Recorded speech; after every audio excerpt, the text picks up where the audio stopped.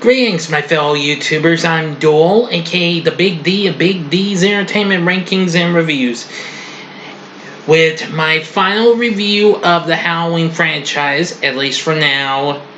Here I go with Halloween 2018 from last year, released by Universal and Miramax, along with Blumhouse Productions, of course.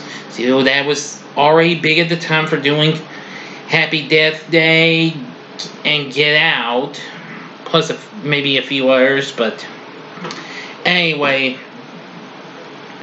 the film was directed by David Gordon Green, and also was produced by Maleka Cod, who, of course, was a pretty big on producing the Halloween flicks. I know he produced some of those. Well, he co-produced with Jason Blum, I believe is the founder of Blumhouse, and Bill Block. David Gordon Green also co-wrote the script with Danny McBride, yes, as in the guy we've seen in, well, movies like Pineapple Express and others, and Jeff Fradley. Now, I am happy to say that this movie redeems itself, even after Rob Zombie's movies. There were to be plans by it, but unfortunately, Dimension Films, which was a subsidiary of Miramax, lost the rights to the series and went back to their parent company, as they, along with Universal, who produced, well, may not produced, but distributed the original second movie and Halloween 3 Seasons of the Witch back in the 80s to release this. Now, the music for the film was done by John Carpenter. Yes, they brought John Carpenter back on board, along with Cody Carpenter. I believe I heard it's one of his relatives, and Daniel Davies. Anyway, this movie was kind of a surprise for me. Now, I rented the movie earlier this year, and I gotta say, I was blown by it. It was definitely one of the coolest Halloweens I had seen to date. Anyway, Jamie Lee Curtis returns as Laurie Strode. Now, this film erases everything from the past. No Halloween 2 original or anything else ever existed. Completely, forever, completely.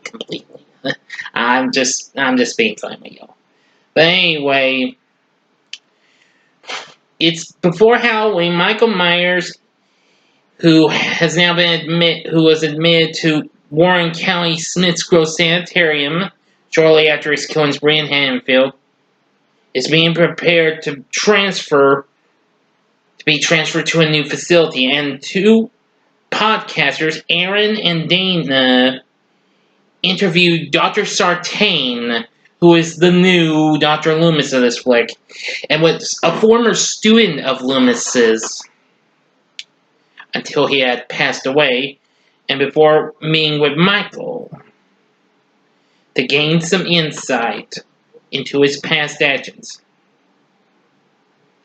Apparently, Aaron shows a now grown-up Michael the mask he wore in the original. And yes, it's the same one, it's just gotten old and what have you. But now, it's happening again.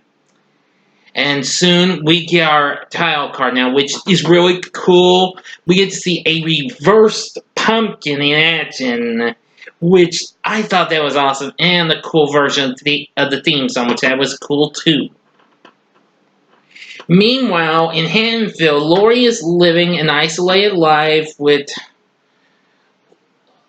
her home's like a fortress or something. Well, small type of fortress, because with all the guns, the shooting ranges, with the mannequins, all sorts of things. Locks and bars to lock the doors and what have you. Yeah. Anyway, she has a strained relationship with her daughter Karen, that's Judy Greer, and became an alcoholic due to untreated PTSD resultant from Myers' rampage. Anyway, the reason why she has all those guns and what have you is she's been prepared for Michael's comeback should he ever come back. Well, apparently, the next night Michael's transport crashes and has escaped once again. Meanwhile, he escapes and kills a father and his young son, plus some of the guys who were driving with the transport to the new prison he was supposed to go to. And so, the next day on Halloween, Michael spots Aaron and Dana visiting his sister Judith's grave in the local cemetery and then falls into a gas station where he both murders them in the bathroom of the gas station. Now, I will say that Aaron's death was pretty darn brutal, and Dana's was in a way too because he broke her neck. Yeah. As well as, due to the register and the mechanic where he steals his uniform and suits up. And recovers his mask as well. Meanwhile, Deputy Hawkins, who was the person who arrested Michael, yes, restraining Dr. Loomis from killing him, tries to convince Sheriff Barker about the danger he poses after learning that he has escaped his transfer. Lori learns of it after overhearing the news broadcast and attempts to warn Karen and her husband, Ray, but they diss her big time. Michael continues his killing spree, and during that we actually do get to hear some new takes of music from that Halloween the classic, which that was really cool. I loved it. Meanwhile, Allison, Karen's daughter, finds her boyfriend Cameron cheating on her at a Halloween party and leaves with her best friend Oscar. Meanwhile, her friend Vicky babysits this boy named Julian, and her boyfriend Dave arrives. But Michael was there in the closet and gets them both, except for young Julian. Anyway, Hawkins and Lori hears the incident over, and they found them all. So soon, they both find Michael and confront him for the first time in 40 years. Lori shoots Michael, but he flees, and Dr. Sartain, who survives after being shot by the little boy after the bus transfer crash, and apparently he persuades Sheriff Barker to allow him to help in the hunt for Michael. But anyway, Lori persuades Karen and Ray to seek protection at her house. So Michael comes across Allison and Oscar. Both of them get killed. Hawkins and Sartain arrive just in time to rescue Allison. Hawkins tries to kill Michael, but Sartain, who is obsessed with Michael's motivations, kills Hawkins. But he reveals he seeks to understand how Michael feels when he kills, and reveals that he arranged for Michael's escape from the transfer. Yeah. And hoping to see his patient in action, tries to get him to speak, gives one of the most intensest kills ever. Standing on the stage, crushed his head like a pumpkin. And that's the one. Ooh, that's gotta hurt. Well, a lot of the kills are kind of close to the ooh, that's gotta hurt bit, but Dr. Sartain's is probably the one that comes right up there on the chart. Anyway, now I'm going to give you the ending, so you got 5 sentences to stop the video if you haven't seen the movie.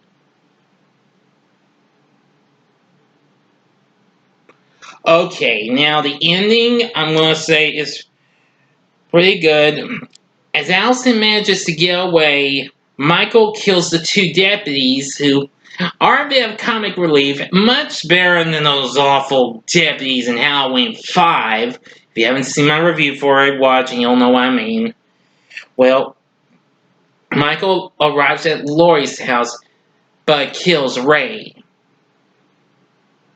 Laurie manages to get Karen to safety, but before she engages in a showdown with Michael. So apparently, she severely injures him by shooting off 2 of his fingers, but stabs her in the abdomen and pushes her over a balcony. Michael goes to check Laurie's body. He finds it missing. Allison arrives calling out for her grandmother, luring Michael and giving Karen the opportunity to shoot Michael in the jaw. Sorry I'm using my source, but because I've only watched this one time, I'm hopefully going to try and see it again sometime. And Laurie suddenly reappears and attacks him, trapping him inside the basement safe room, and soon set the house ablaze. And the trio escape in the back of a passing pickup truck. A final shot of the burning basement is shown, and Michael is nowhere in sight. And that's how the story goes. Now there is a post-credit scene. Michael's breathing is heard, indicating that he survived. You got it. Anyway, the film was a big hit, and I gotta say, it was pretty cool. I loved it. It was very good, and I think this would be my second favorite Halloween now, behind the original. Don't get me wrong, I actually love it. This is probably the best of the Halloween sequels, surpassing the original Halloween 2, which was my second favorite.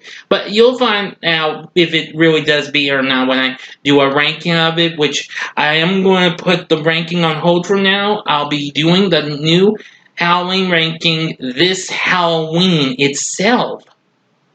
How about that, folks? Anyway, meanwhile, we've just been informed we got 2 sequels coming up next October with Halloween Kills, and then the following October we get Halloween Ends, which of course Jamie Lee will return. Now, I've just learned that Kyle Richards, who played Lindsay Wallace in the original, has confirmed she'll be returning for that movie. Oh boy, this might be pretty darn good. But anyway, let me know what you thought about Halloween 2018 in the comments section. Like and subscribe to my channel. And thank you very much for watching. And that comes to the end of the Halloween franchise, at least for now, until next year. Well, thank you again for watching. Until next time, I'm the Big D saying, see ya.